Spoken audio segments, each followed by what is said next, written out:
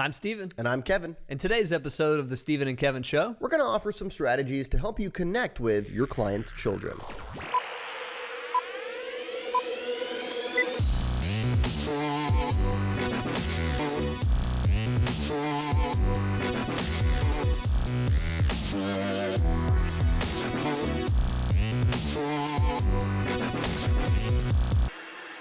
Hello, everyone, and welcome back to episode 59 of the Steven and Kevin Show. Today, we're going to be talking about a topic that is a hot topic within the financial services industry, and that is, how do you start building better relationships with your clients' children?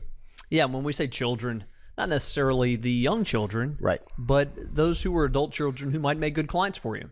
Exactly, and this is one of those topics that I don't know the exact percentage, but you read a lot about it, and it was like 90 some odd % go somewhere else after their parents pass, right? They don't use the same financial advisor. It's a big issue within the industry. So there are some things that you can do that are going to help retain those clients and those children.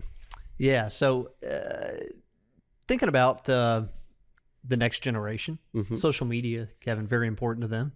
Wouldn't it make sense if you're a good financial advisor that you've got a great social media presence? It'd make a lot of sense to me, Steven. Yeah. I mean, and if you're not somebody who wants to spend a lot of time on this every week, I would encourage you to outsource it to a group, I don't know, maybe like ours, who provides social media outsourcing services. We would be happy to chat with you. We will take over your Facebook, your LinkedIn. We'll run ads for you. It's a pretty snazzy service. It is. Do take a look. It's on our website. We'd love to have a consultation with you. I really like your segue there, by the way. I was kind of playing along with it. I was playing along with myself because I didn't know where that was going. No, good. Hey, and by the way, if you watched the last episode, we had a special guest. We had Steven's son, Avery, join us, which was a lot of fun and totally unexpected.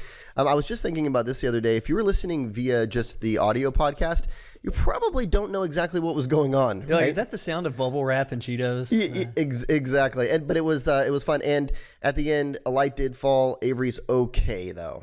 He did get a pretty nasty scratch on his head from that, though. Yeah, he did. One of our lights just came crashing down, but it was a scary moment. Fortunately, he's all good, because we've actually had some of you ask what happened at the end of that episode. Yeah, he's okay.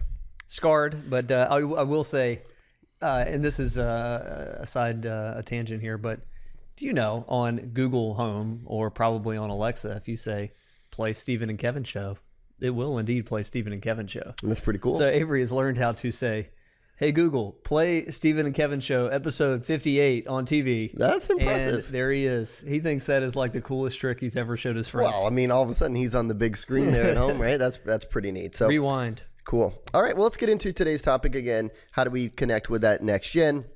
We're going to walk you through a strategy today that we coach advisors through.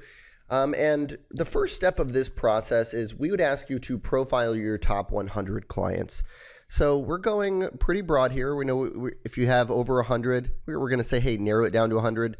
But we're thinking about things like, obviously, assets and revenue that those clients generate, but also things like advocacy, or potential with that client, COI potential, and so forth.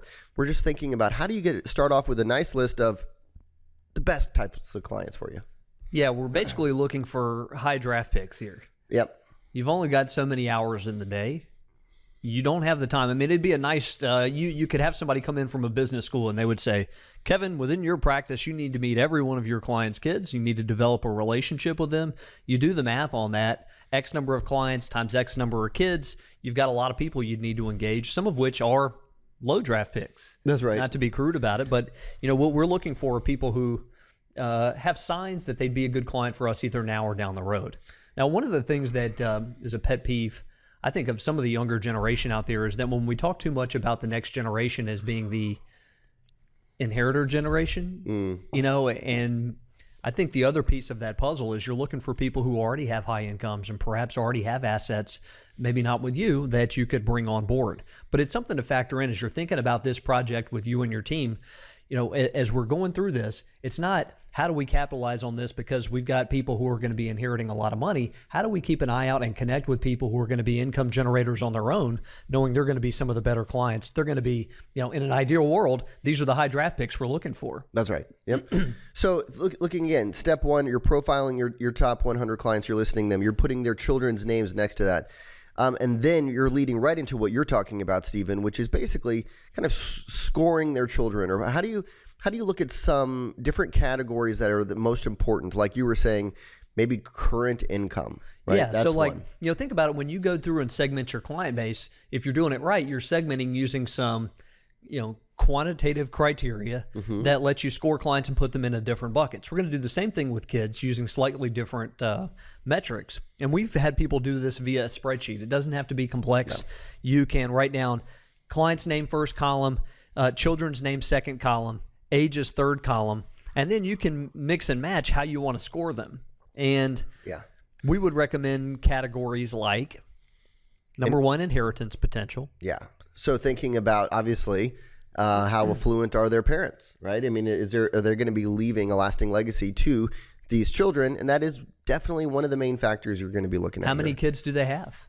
Right? Yeah, that's true. If it's going to be split amongst 5, 6, 7 kids, right? Yeah. If they've got a bunch of kids, it factors in. So on a scale of 1 to 5, where do they fit? Right? Yeah. It's not an exact science, but scale of 1 to 5 on inheritance. That's column 1. Boom, inheritance. Column 2 is current income, right? So we're talking about a lot of times adult children. What do they do for a living? Right? Do they have potential right now or in the future to be a really good client for you? And so if you don't know some of this information, LinkedIn's a great place to turn. You can figure out their job title, where they work, if they're employed, and their spouse's job title, where they work.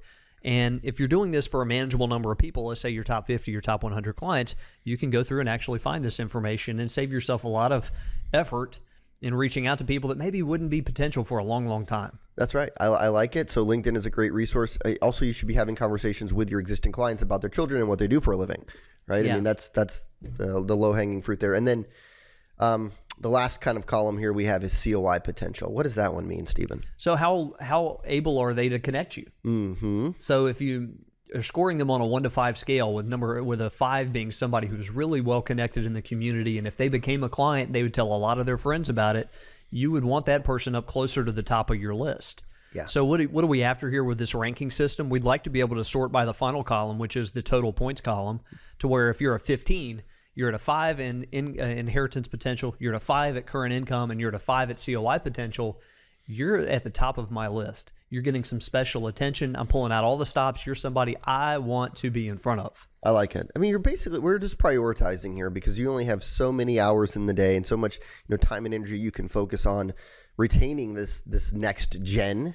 So we have to narrow it down a bit. So when you think about this as a project, there are probably going to be multiple team members involved. If you're an advisor who is more in the same age bracket as your clients and not so much their children at this point, maybe you have other people on the team who might want to take on this project and connect with the next generation. This exercise is going to take a little bit of effort. It's going to take a little bit of time, but you're going to be glad you did it. Well, I'm sorry, Kevin.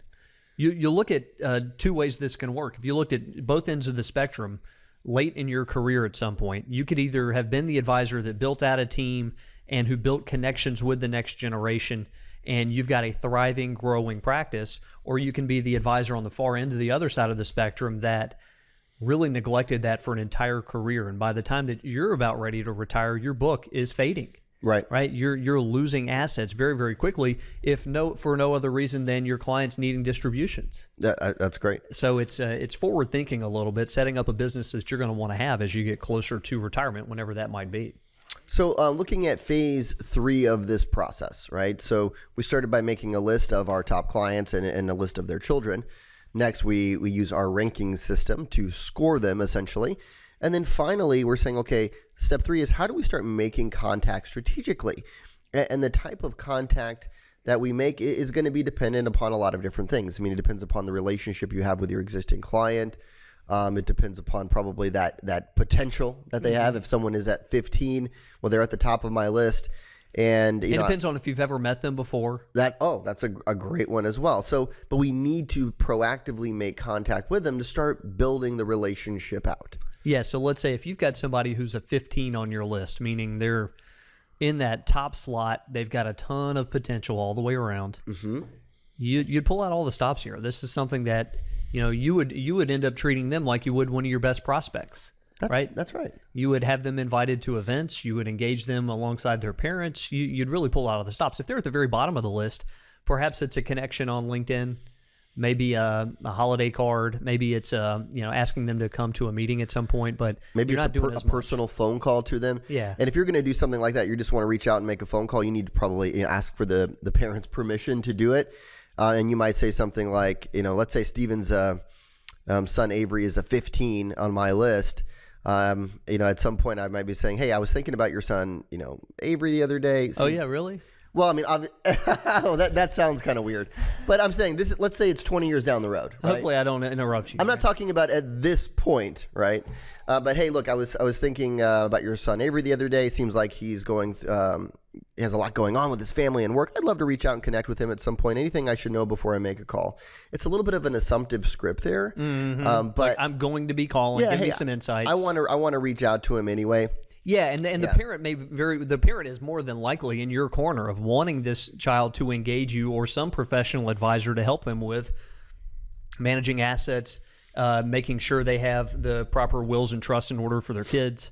Yeah. That kind of stuff. That would be for more adult children, obviously, right? I'm not trying to make a call to your 4-year-old, Steven. That'd be really weird. But you catch my point of like when you're engaging the parent, you're getting permission, so it's not this odd call you made to the adult child, but that you're also getting their input on what should you be pressing them on. The parent's probably like, oh, I've been on him for a while to call you or to get his will in order, whatever it is. One of the other get their put. Yeah, one of the other strategies we like is connecting on social media. So starting to build those types of connections. So I'd be connecting with the child of a client and saying, hey, Susan, your parents and I go way back. I'd send a personalized invitation to connect. We've been working with them for a while. Would love to stay connected with you through LinkedIn or something like that. If you've got somebody who's really high on your list, you may invite them to a client event. I like that. And very natural. They'd come alongside their parents. It'd be something fun. It's a great way to connect outside of the business world. They've already got a lot of respect for you, more than likely, based on the work that you've done with their parents and the fact that their parents have used you probably for a long time. So you don't have to prove that part of it. What you've got to prove is that you're somebody who's a viable alternative for them, somebody they like and could see themselves working with. Client events are a great way to do that. So most of these strategies are, in general, we're talking about connecting with more adult children. But there are some things that you can do as well for little Avery or Carter or Bradley, right? If I were your advisor, some things I could start doing now to start building a little bit of a relationship and a little bit of a rapport with you and them. So we have a couple ideas to help with that. Yeah, so these are just some bonus ideas here. If you've got, if you think about the different age brackets, if you will, of kids, we've been talking so far about the older adult children who are potential. Think about it all the way from birth. If somebody has a new birth in the family, probably never going to get that account unless you're going to be in the business a really long time. Right. But you might send a piggy bank. You might send a onesie with the parent's college name on it. There are things you can do to recognize that life event and get people engaged with you early. For teens, we like educational events with friends, right? A family discussion or about college expenses when they're going off to college. But we've seen advisors bring in their clients' teenagers into their office, into the conference room, and have a conversation with them about money and saving or basic investing principles. Yeah, for recent college grads or basically anybody who's in the working world, you can serve as a networking resource of saying, hey, if you're in the market for an internship or a connection in the community, leverage me, my LinkedIn network. I'm happy to go through some of these connections with you. Right.